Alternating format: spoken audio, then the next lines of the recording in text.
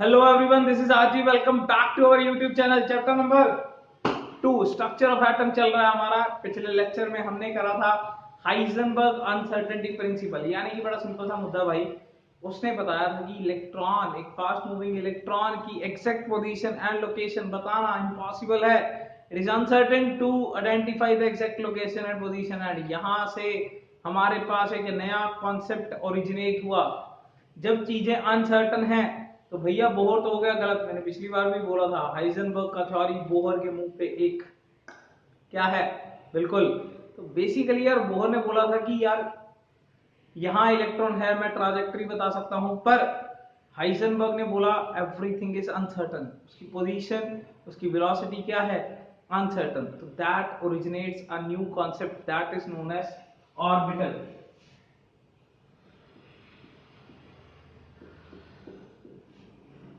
अब ये क्या चीज है, पहली बात तो दिमाग में से ये बात निकाल दीजिए कि ऑर्बिट एंड ऑर्बिटल सेम चीज है, बिल्कुल भी सेम नहीं है, they are different.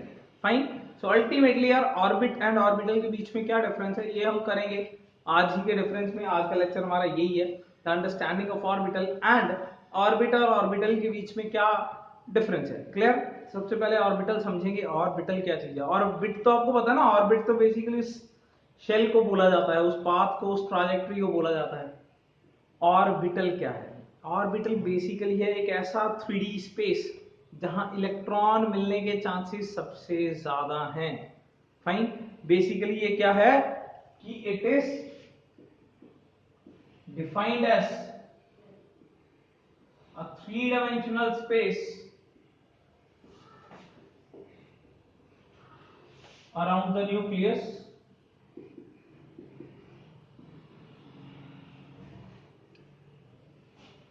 in which the probability of finding an electron is maximum, तकरीबन 90 to 95%। फाइन। मुद्दा समझिए क्या है। पहली बात तो ये एक 3D स्पेस है, ये कोई पाथ नहीं है, ये कोई सर्कल नहीं है, ये एक 3D स्पेस है।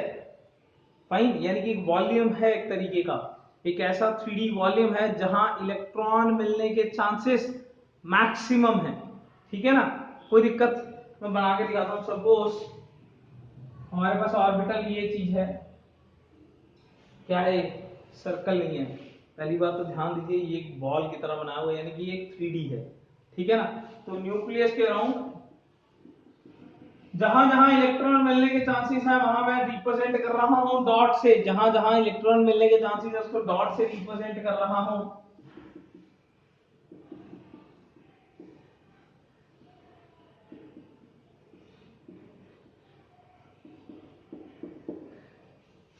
तो एक न्यूक्लियस के अराउंड जहां जहां इलेक्ट्रॉन मिलने के चांसेस हैं उस 3D स्पेस को अगर हम प्लॉट कर लें तो वो बेसिकली हमारे पास क्या है, ऑर्बिटल है। ठीक है ना। एक बात का ध्यान रखेंगे, more dots means more probability of electron, less dots means less probability। Fine. So nucleus के अराउंड, न्यूक्लियस के बाहर, ऑब्वियसली बाहर, अराउंड, न्यूक्लियस के बाहर या अराउंड एक ऐसा 3 डाइमेंशनल स्पेस जहां इलेक्ट्रॉन मिलने के चांसेस क्या हैं, मैक्सिमम। उस चीज को क्या बोला जाता है, ऑर्बिटल बोला जाता है। एंड एक बात ध्यान रखेंगे, यहां स्टिल ये बात बोली गई है, the probability of finding an electron is maximum. The probability of finding an electron is maximum, यानी कि अभी भी 90-95% चांस ही है कि वहां उस जगह में इलेक्ट्रॉन मिल जाएगा। इसका मतलब क्या है, अनसर्टेनिटी। क्लियर। फिक्स नहीं है, श्योरिटी नहीं है, पूरी 100% श्योरिटी नहीं है। यानी कि ये बात ओरिजिनेट हुई है हाइजेनबर्ग अनसर्टेनिटी प्रिंसिपल के साथ ये रिलेट करी जा सकती है, बिकॉज उस बंदे ने भी यही बोला था कि अनसर्टन है चीजें। एंड ऑर्बिटल का डेफिनेशन भी यही बात कहता है, ऑर्बिटल एक ऐसा 3D स्पेस है जहां इलेक्ट्रॉन मिलने के चांसेस मैक्सिमम है। क्लियर, कोई दिक्कत? एंड मैक्सिमम को मैंने देखो डॉट से हमने रिप्रेजेंट करी है इलेक्ट्रॉन प्रोबेबिलिटी, जहां जहां हल्के डॉट्स हैं, देखो यहाँ मतलब ये सारी जगह ही है, ठीक है ना, जहां जहां हल्के डॉट्स हैं इसका मतलब कम प्रोबेबिलिटी है, बीच में सेंटर पे ज्यादा प्रोबेबिलिटी है, बिकॉज न्यूक्लियस के पास इलेक्ट्रॉन मिलने के चांसेस ज्यादा है। जितना जितना दूर जाते जाएंगे इलेक्ट्रॉन प्रोबेबिलिटी क्या होती जाएगी, कम होती जाएगी। क्लियर, कोई भी दिक्कत? Now next move to the difference between orbit and orbital, so that दोनों के बीच में पूरी क्लैरिटी आ जाए, कंसेप्ट क्लैरिटी की ऑर्बिट क्या चीज है, ऑर्बिटल क्या चीज है। Let's have it.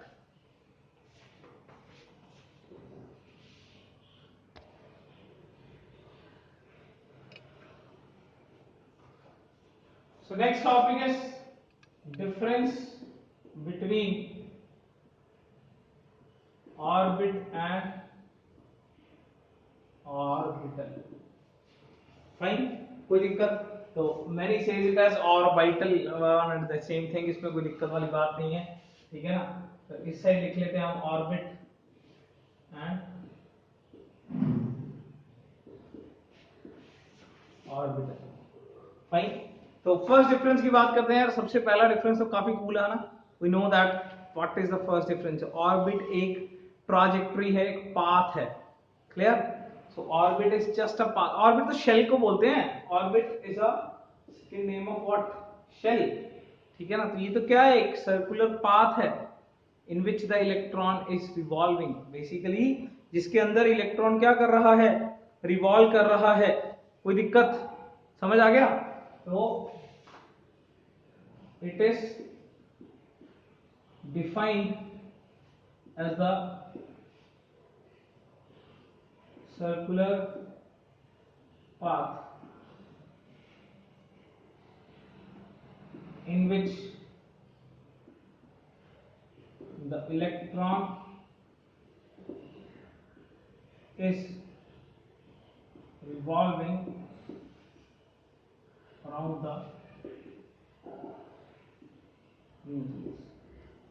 फाइन, ये तो बेसिकली एक सर्कुलर पाथ है जिसमें वो चल रहा है एंड इलेक्ट्रॉन न्यूक्लियस के अराउंड क्या मार रहा है, चक्कर। जबकि ये क्या है, ये एक ऐसी जगह है, पहली बात तो यहीं पे फर्क है, ये एक सर्कुलर पाथ है एंड ये एक 3D स्पेस है। क्लियर, सो ये क्या है, it is defined as 3-dimensional space in which the probability of finding an electron is maximum। ये वो 3D स्पेस है जहां इलेक्ट्रॉन के मिलने की प्रोबेबिलिटी क्या है, मैक्सिमम। कोई दिक्कत? क्लियर, मूव करते हैं पॉइंट नंबर 2 पे। सो बेसिकली ये क्या है, it represents the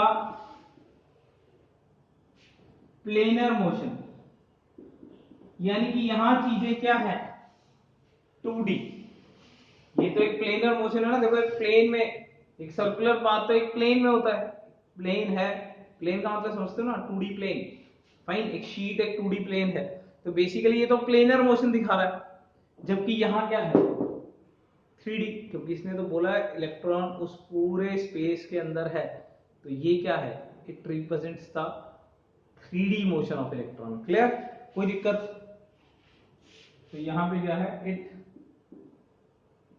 represents 3-dimensional motion of.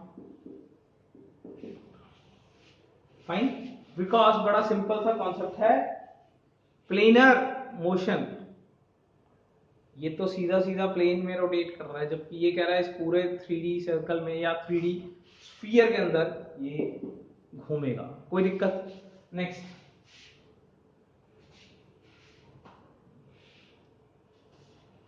Maximum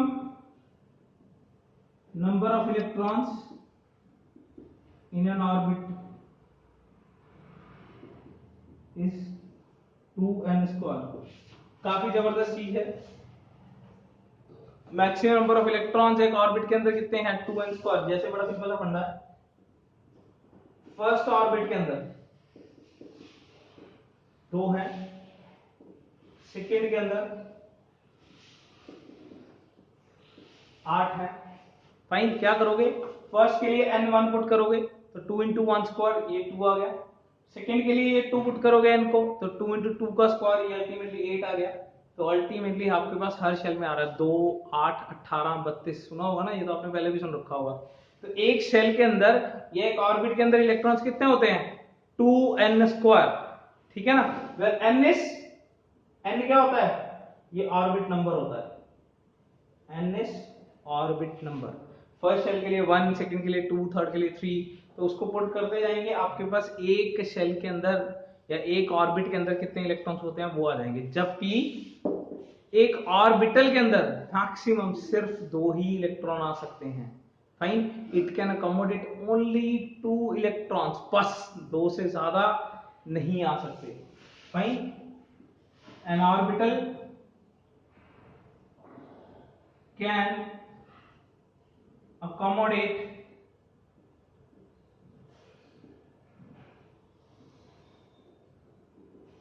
a maximum of 2 electrons। बस ऑर्बिटल के अंदर 2 इलेक्ट्रॉन से ज्यादा नहीं आ सकते।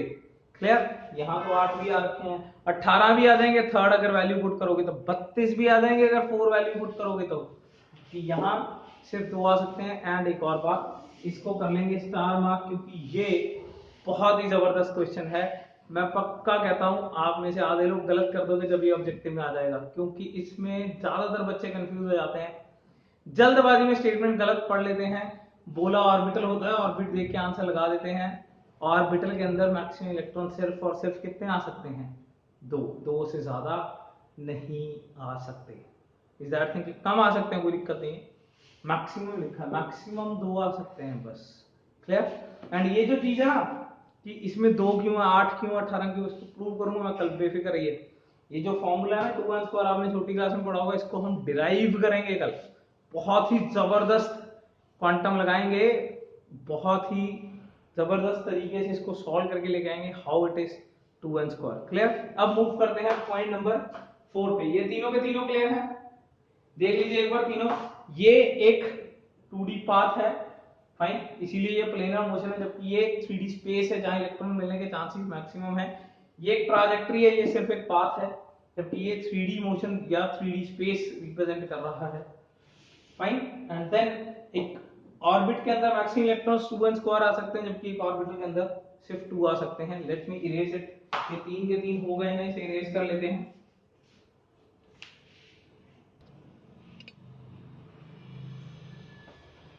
Point number 4, orbits are circular in shape। Fine, बड़ा सिंपल सा फैक्ट है यार, ऑर्बिट तो एक क्या है? Circular trajectory, circular path. Shell है यार, ये तो इलेक्ट्रॉन कहाँ घूमते हैं? शेल्स में। फाइन, ये तो एक बेसिकली व्हाट सर्कुलर पाथ है, जबकि ऑर्बिटल ऐसा नहीं है। ऑर्बिटल क्या है? Orbital have different shapes। Fine, जैसे s ऑर्बिटल है इसके अंदर जिसका स्फेरिकल शेप है, p ऑर्बिटल है जिसका डम्बल शेप है। Fine, dumbbell. क्लियर? तो स्फेरिकल शेप है, डम्बल शेप है। d ऑर्बिटल है जिसका डबल डम्बल शेप है। फाइन, f ऑर्बिटल है जिसका लीफ लाइक कॉम्प्लेक्स स्ट्रक्चर है। फाइन, तो इनके यार शेप्स अलग अलग हैं, क्योंकि यार ये किस तरीके से बने तो देखता है कि इलेक्ट्रॉन मिलने के चांसेस कहां कहां हैं, जहां जहां चांसेस है उसको प्लॉट कर लेते हैं, फिर वो देखते हैं डायग्राम किस तरीके का बन गया है।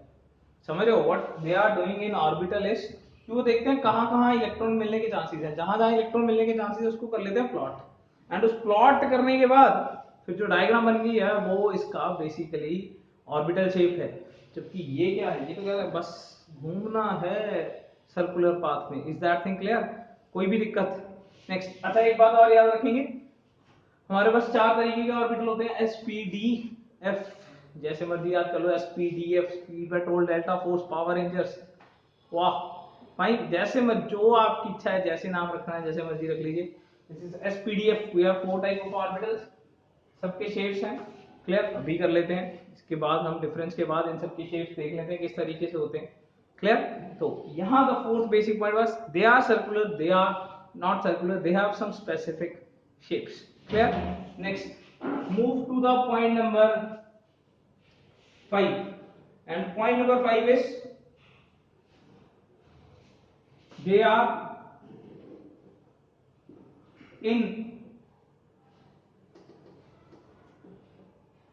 not in accordance with Heisenberg's uncertainty principle। Fine, जबकि they are in accordance with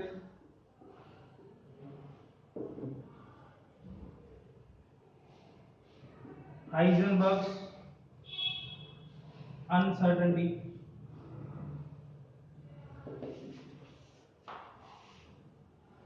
because they are not in accordance, जबकि they are in accordance। बड़ा सिंपल फंडा, क्या था Heisenberg uncertainty principle? Heisenberg uncertainty principle क्या था? ये था कि भाई इलेक्ट्रॉन की exact position and exact velocity ढूंढना इम्पॉसिबल है, कुछ ना कुछ अनश्योरिटी रहेगी। ये भी तो यही बात कहता है, फाइन, कि कुछ ना कुछ तो अनश्योरिटी है, because orbital is what, orbital यही बात कहता है कि जहां इलेक्ट्रॉन मिलने के चांसेस मैक्सिमम, क्या 100% है? नहीं है, यानी कि अनश्योरिटी है, ये इन अकॉर्डेंस है, जबकि ये नॉट इन अकॉर्डेंस है। बिकॉज ऑर्बिट तो ये कहता है कि इलेक्ट्रॉन ऑर्बिट में घूमता है, जबकि हाइजेनबर्ग ने क्या बोला था? मुश्किल है, उसकी जगह ढूंढना मुश्किल है। ये कह रहा तुम जगह बता रहे हो, मैं तुम्हें ये बता देता हूँ कि ये पूरे स्पेस में घूम रहा है। जबकि इसका मतलब क्या हुआ? ऑर्बिट एंड हाइजेनबर्ग एक दूसरे के क्या है? अगेंस्ट में है, जबकि ऑर्बिटल और हाइजेनबर्ग एक दूसरे के अकॉर्डेंस में है। बिकॉज हाइजेनबर्ग भी कहता है अनसर्टेनिटी है, ऑर्बिटल भी क्या कहता है? अनसर्टेनिटी है। क्योंकि ऑर्बिट कहता है एवरीथिंग इज सर्टन, इलेक्ट्रॉन हमारे शेल के अंदर घूम रहा है, हमारे सर्कुलर ट्राजेक्टरी के अंदर घूम रहा है, जबकि हाइजेनबर्ग बोल रहा है ऐसा कुछ भी नहीं है। ठीक है ना, कोई दिक्कत? Next, point number 6,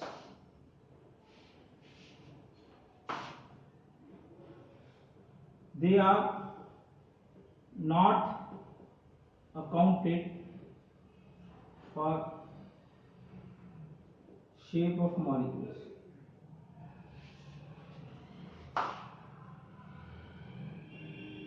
Orbitals are accounted for shape of। Fine, ये जो पॉइंट नंबर 6 है ये आपको क्लियर होगा चैप्टर नंबर 4 के अंदर, केमिकल बॉन्डिंग के अंदर। वैसे पॉइंट सिंपल है, समझ तो अभी भी आ जाएगा। समझ आना क्या है कि मॉलिक्यूल का जो शेप होता है ना, उसमें ऑर्बिट का कोई लेना देना नहीं होता।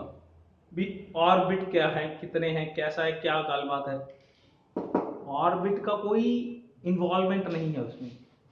जबकि दे आर अकाउंटेड, बिकॉज किस तरीके का ऑर्बिटल है? ऑर्बिटल स्फेरिकल है, डबल है, डबल डबल है, उस टाइम पे जो भी बेसिकली मॉलिक्यूल है, फाइन, जो भी आपके पास PCl5 है कि PCl3 है, आप किसका शेप बताना चाहते हो?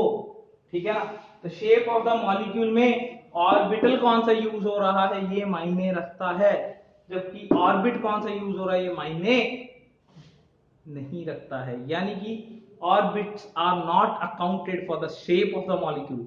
एक मॉलिक्यूल PCl3 का शेप या PCl5 का शेप, दोनों की शेप में ऑर्बिट का महत्व नहीं है। जबकि ऑर्बिटल इसमें से कौन से यूज होंगे, इस चीज का डेफिनेटली महत्व है। एंड ये बात हम वैसे पूरी ज्यादा तरीके से एक्सप्लेन पढ़ेंगे केमिकल बॉन्डिंग के अंदर, बिकॉज केमिकल बॉन्डिंग पूरा चैप्टर ही शेप्स के ऊपर है। क्लियर? तो इसमें आपको क्लियर होगा कि ये क्लियर होने बहुत जरूरी है कि ये शेप्स क्या हैं। तो क्या शेप्स हैं ये अगर क्लियर होने बहुत जरूरी है तो हम अगला टॉपिक यही कर लेते हैं, that is shapes of the orbitals. Let's have it.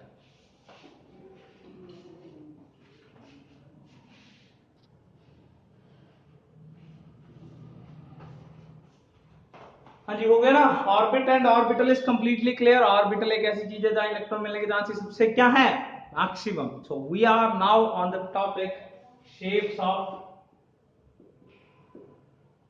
Orbitals.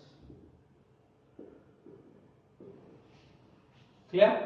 तो यार थोड़ा सा क्लियर करेंगे, एक्चुअली टॉपिक बहुत लंबा है ये, ठीक है ना। ऑर्बिटल्स वाला कल जाके कंप्लीट होगा, पर आज हम सिर्फ शेप्स देख रहे हैं। आपको थोड़ी सी चीजें याद रखनी है आज के लिए। एक तो एस गिनती में एक होते हैं, एस ऑर्बिटल गिनती में क्या होते हैं, एक ही होते हैं। एंड एस का शेप बनेगा स्फेरिकल। तो स्फेरिकल शेप किस तरीके से होता है, कुछ इस तरीके से। फाइन, आप चाहे बना सकते हो। यहाँ पे ये एक्स एक्सिस है, ये वाई एक्सिस है और ये जेड एक्सिस है। तो स्फेरिकल शेप बन गई है, समझ पा रहे हो? फुटबॉल की तरह, बॉल की तरह स्फेरिकल शेप जो बन गई है, दैट इज एस ऑर्बिटल। ये बेसिकली कौन सा ऑर्बिटल है, एस ऑर्बिटल। एंड एक बात याद रखेंगे, ये गिनती में एक ही तरीके के होते हैं। क्लियर? ये बात थोड़ी सी बस आज याद रखनी है, एक ये कल क्लियर हो जाएगी, क्योंकि क्वांटम में मैं पूरा सॉल्व करके लाऊंगा कि कोई एक क्यों होता है, कोई एक तीन क्यों होता है, कोई कितने क्यों होता है। एंड देन 2n² वो शेल वाला, वो भी हम कल क्वांटम में क्लियर कर लेंगे। क्लियर? तो सेकेंड टाइप ऑफ ऑर्बिटल जो है हमारे पास, वो है पी ऑर्बिटल्स। ये गिनती में होते हैं 3, ठीक है ना। फाइन। और इसकी शेप कौन सी थी, अभी भी हमने सॉल्व करी थी, कौन सी थी, डंबल। डायग्राम बनाएंगे कॉपी पे ढंग से, डंबल शेप।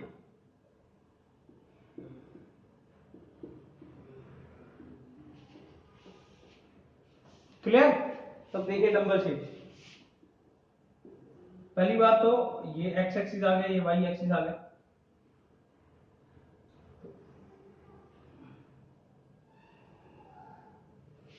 ये इस तरीके से डंबल बना है। क्लियर? यहाँ जेड होगा, कोई बनाना बना लो, बनाना नहीं बनाना मत बनाओ, जेड मत ही बनाओ। चाहे तो बनाना है तो बना के रख सकते हैं, कोई दिक्कत वाली बात नहीं है, इसका कोई लेना देना नहीं है। एक्स एक्सिस पे डंबल, डंबल का मतलब समझते हो ना यार, देखा है ना सबने डंबल। तो इस साइड है, कुछ इस साइड है। ये एक तरीके की जस्ट शेप है, एक तरीके की ऐसी शेप है जहां इलेक्ट्रॉन मिलने के चांसेस मैक्सिमम थे। देखो हमने क्या किया, देखा कहां कहां इलेक्ट्रॉन मिल सकता है, तो जहां जहां इलेक्ट्रॉन मिल सकता है उसे प्लॉट कर लिया। जब वो डायग्राम बन के आया तो वो कुछ इस तरीके से बन के आया, इसको हमने बोला डंबल। पर पी तो हमारे पास 3 तरीके के हैं, तो वो 3 क्या क्या है देखो। ये तो है एक्स, ये वाई, तो ये आ गया वाई एक्सिस। क्लियर? कोई दिक्कत? एंड सिमिलरली मैं z ले लेता हूं इधर। फाइन, बिकॉज z पे टेढ़ा बनाना पड़ेगा, वरना मैं z ले लेता हूं। तो देखिए इसका नाम क्या रखा गया, इसका नाम रखा गया px, इसका नाम रखा गया py, एंड इसका नाम रखा गया pz। This is px, py and pz। कोई भी दिक्कत? Clear? px is dumbbell shape on the x-axis, py is dumbbell shape on the y-axis, and pz is dumbbell shape on the z-axis. Is that thing clear? कोई भी दिक्कत? तो ये ultimately हमारे पास कितने हैं, 3। कौन कौन से, px, py and pz। All the 3 are dumbbell in shape, तीनों के तीनों ही डंबल हैं शेप में, ठीक है ना। एक x एक्सिस पे डंबल है, एक y एक्सिस पे डंबल है, एक z पे डंबल है। आप इधर z लिखते हैं तो इसको ऊपर भी बना सकते थे, जैसी आपकी इच्छा है वैसे बना सकते हैं। वैसे एक बात का याद रखना है, देखो इसी चीज को मैं बना के दिखा रहा हूं। सपोज यहाँ y होता है, यहाँ z होता, तो ये इस तरीके से बनता। ये कौन सा है, पी जेड है, बिकॉज डंबल कौन से एक्सिस पे है ये ध्यान देना है। ऐसा लफड़ा नहीं है कि ये बनाया है हॉरिजॉन्टल बनाया है कि वर्टिकल बनाया है, ये बात का लफड़ा नहीं है। कौन से एक्सिस पे बनाया है ये बात का लफड़ा है। याद रखिए हॉरिजॉन्टल या वर्टिकल का लफड़ा नहीं है, एक्सिस का लफड़ा है। कौन से एक्सिस पे बनाया है, पी एक्स एक्स एक्सिस पे बना हुआ है, पी वाई वाई एक्सिस पे बना है, पी जेड जेड एक्सिस पे बना है, कोई दिक्कत। Now move to the next orbital, that is s हो गया है, पी हो गया है, तीसरा क्या था D, S P D F याद रखेंगे ना, speed petrol delta force power rangers. Fine, D orbital पे चलते हैं।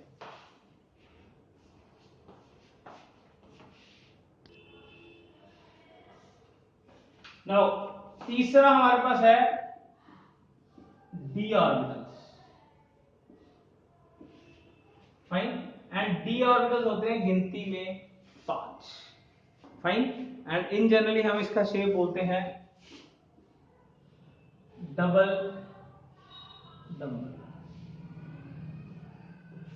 फाइन, सो 5 है गिनती में, देखेंगे किस तरीके से बनेंगे।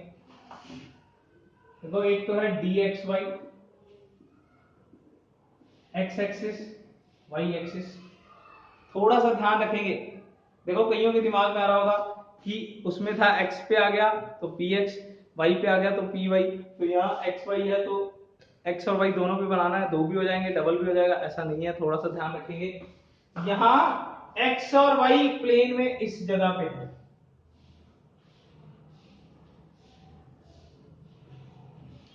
Eight an angle of 45 degree to the axis. Axis से ये देखो ये एंगल 90 का आ गया ना, ये एंगल 90 का आ गया, तो यहाँ पे 45 डिग्री पे हमारे पास है, यानी कि at an angle of 45 degree to the axis. Axis से 45 डिग्री के एंगल पे हमारे पास क्या है, डंबल मिल रहा है। 2 डंबल हो गए हैं तो इसलिए इसे क्या बोला जाता है, डबल डंबल। क्लियर। सिमिलरली ये तो था dxy, यहां बनाएंगे dy z, क्या होगा फिर, बस ये y है ये z है, ऐसे ही बना दीजिए। मेजर लफड़ा क्या है, एक्सिस, बस यहाँ x और y है, यहाँ y और z है। एंड सिमिलरली तीसरा कौन सा रह गया, तीसरा रह गया है xz। तो इसमें क्या करेंगे, ये x एक्सिस आ गया, ये z आ गया,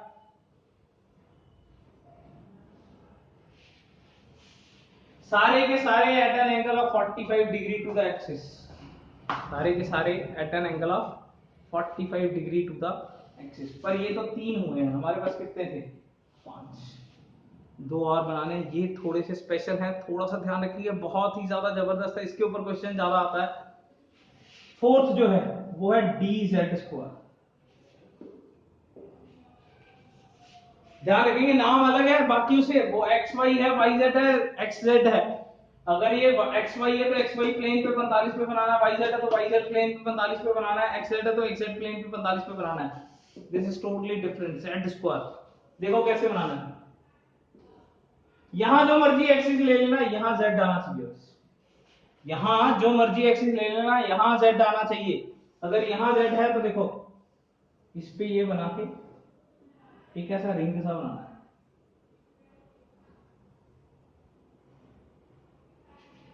जैसे वो बोलते हैं ना शनि ग्रह के ऊपर, ये रिंग समझ रहे हो कहां है, ये रिंग तो यहां है इस प्लेन पे, ये रिंग यहां है इस प्लेन पे, इस तरीके से देखो, यहां पे ये आगे डंबल ऊपर है नीचे है, पर जो रिंग है वो प्लेन पे है। बड़ा फेमस क्वेश्चन है, क्वेश्चन आता होता है कि रिंग वाला कौन सा ऑर्बिटल है, जिसके अराउंड रिंग है वो कौन सा है, डी जेड स्क्वायर। ऐसा डी एक्स स्क्वायर और वाई स्क्वायर नहीं होता, पता चले लगा दिया कि सर एक्स एक्सिस पे डंबल बनाता हूँ रिंग बना देता हूँ तो डी एक्स स्क्वायर बन जाएगा। अरे भाई, अरे भाई इतना नहीं करना है। डी जेड स्क्वायर मतलब क्या है, जेड पे and ring on the x y plane, ठीक है ना। ये ध्यान रखेंगे, रिंग कहाँ है, रिंग इस प्लेन पे है, ये ऐसे नहीं है, ये दिखाने में ऐसा लग रहा है पर ऐसे है रिंग, ऐसे नहीं पड़ी ये, ऐसे है रिंग, ऐसे है, डंबल एक ऊपर है एक नीचे है। क्लियर, कोई दिक्कत, तो मैं क्या देता हूं, देखो रिंग एक्स वाई प्लेन पे है, ठीक है ना, एंड डंबल जेड एक्सिस पे बना हुआ है, ये ध्यान रखो। रिंग तो यार यहां है, यहां डंबल एक ऊपर है, मतलब एक ही है, वो दो को मिला के डंबल बनता है, तो ये जो डंबल है वो जेड एक्सिस पे है एंड ये प्लेन है, इस तरीके से समझ आ गया ना। नेक्स्ट पांचवा है d x square minus y square, अलग ही है भाई, डी का स्वैग ही अलग है भाई, d x square minus y square, ये तो इसके नाम अलग है भाई, ठीक है ना। तो d x square minus y square क्या है, ये x है ये y है, x के ऊपर बनाए y के ऊपर बनाए। ये भी क्वेश्चन काफी फेमस है, which orbital is present on the axis of x and y, dx square minus y square, कौन x एक्सिस पे और y एक्सिस दोनों पे मिलता है, एक्सिस पे मिलता है, ऑन द एक्सिस है, ये x और y एक्सिस पे है, ये z एक्सिस पे है, ये इन तीनों के 45 के एंगल पे है। बहुत ज्यादा फेमस क्वेश्चन है, आते हैं इनके ऊपर, कौन 45 डिग्री पे मिलता है, इन तीनों में से कोई भी आंसर लगाया जा सकता है, क्लियर। कौन z एक्सिस पे मिलता है, किस पे रिंग मिलती है, एंड कौन x और y एक्सिस पे मिलता है, पड़ेगा, कोई भी दिक्कत, सिर्फ एक बात क्लियर होनी रह गई है कि D5 क्यों है, P3 क्यों है, ये तो कोई दिक्कत नहीं, तो बहुत आसान चीज है, ये तो हम कल क्लियर कर लेंगे। देन हमारे पास फोर्थ होता है f ऑर्बिटल, जो होते हैं गिनती में 7 एंड इनका होता है leaf like structure, leaf like complex structure, जो कि एक्चुअली में जेई नीट या 12th या 11th के सिलेबस से बिल्कुल परे है। फाइन, एफ ऑर्बिटल के कॉम्प्लेक्स स्ट्रक्चर्स कहीं भी किसी भी बुक में नहीं पढ़ाए जाते, क्लियर। सो हैप्पी टू सी कि 7 डायग्राम्स होते होते बच गए हैं, ठीक है ना, जल्दी हमारा खेड़ा छूट गया है, जल्दी बच गए हैं, clear. So S is what, spherical. अब स्फेरिकल की कोई डायरेक्शन होती है क्या, किसी एक्सिस पे वो ज्यादा था, एक बात बताओ, क्या किसी भी डायरेक्शन में वो ज्यादा था, वो तो एक्स एक्सिस पे भी उतना ही है, वाई पे भी उतना ही है, जेड पे भी उतना ही है। तो एक बात बड़ी फेमस है, लिखेंगे यहाँ पे, एस नेचर में क्या है, नॉन डायरेक्शनल, एस नेचर में क्या है, नॉन डायरेक्शनल, जबकि पी एंड डी क्या है, डायरेक्शनल। ये बात लिख के रखेंगे नोट डाल के नीचे, एस नेचर में क्या है, नॉन डायरेक्शनल, जबकि पीडी नेचर में क्या है, डायरेक्शन। डायरेक्शनल का मतलब होता है एक्सिस पे, ठीक है ना, एक पर्टिकुलर एक्सिस पे ज्यादा होना, दूसरे पर्टिकुलर एक्सिस पे कम होना, डायरेक्शन, भेदभाव, एक पर्टिकुलर डायरेक्शन में ज्यादा होना। देखो ये पर्टिकुलर डायरेक्शन में ज्यादा है, ये एक्स और वाई पे है, जेड पे है नहीं, ये जेड पे है, एक्स और वाई पे है नहीं, ये इधर की तरफ ज्यादा है, वाई एक्सिस की तरफ पता नहीं है, पता नहीं है, ठीक है ना, क्लियर। तो यार ये बड़े डायरेक्शन स्पेसिफिक है। ऐसे ही पी एक्स क्या है, एक्स एक्सिस पे, पी वाई क्या है, वाई एक्सिस पे, पी जेड क्या है, जेड एक्सिस पे। एस ऐसा है, एस तो हर किसी के लिए एक समान है, हर एक्सिस पे, तो उसे क्या बोलते हैं, नॉन डायरेक्शनल। ये भी क्वेश्चन काफी ज्यादा फेमस है, कोई दिक्कत। तो इस पर्टिकुलर टॉपिक को हम कल कंटिन्यू करेंगे विद क्वांटम नंबर्स, एंड ये जो बची हुई चीजें ये सारी की सारी हम कर लेंगे derive. Till then best of luck, thank you so much, मैं आपके साथ हूं, लगे रहिए।